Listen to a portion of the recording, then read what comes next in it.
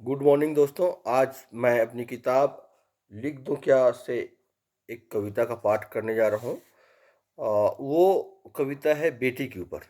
मैंने अपनी बेटी के ऊपर लिखा था और लगभग सबकी बेटी ऐसी ही होती है। तो मैं बेटी के बारे में, बेटी के महत्व के बारे में बताने जा रहा हूँ। गीता, बाइबिल और कुरान से है बेटी मेरी महान। गीता, बाइबिल और कुरान से है बेटी मेरी महान। तू क्या जाने मूर्ख सखारे, तू क्या जाने मूर्ख सखारे, जिसे बस बेटा लगे सुजान। बहुत से लोग हैं जो बेटा के लिए और बेटा को ही महत्व देते हैं, उसे ही ज्ञानी समझते हैं, उसे ही महान समझते हैं, उसे अपने कुल के दीपक समझते हैं।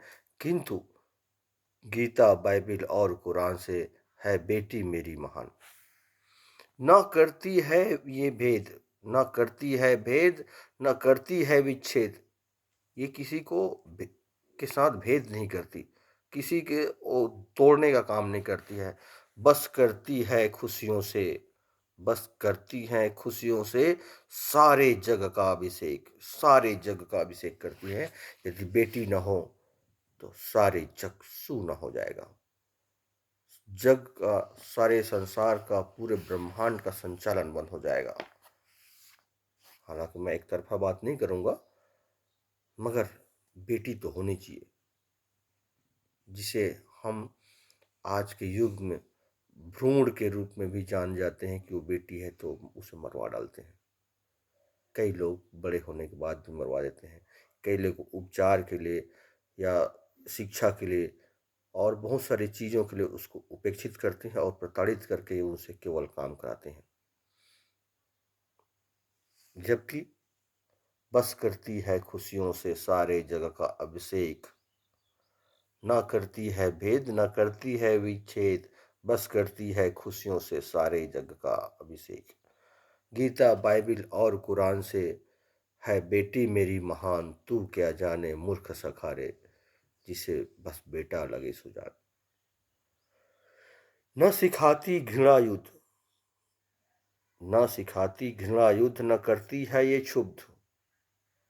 बेटियां किसी को घृणा नहीं सिखाती, युद्ध नहीं सिखाती और न आपको दुखी करती है। ऐसी मेरी बेटी है, जानो जैसे है बुद्ध।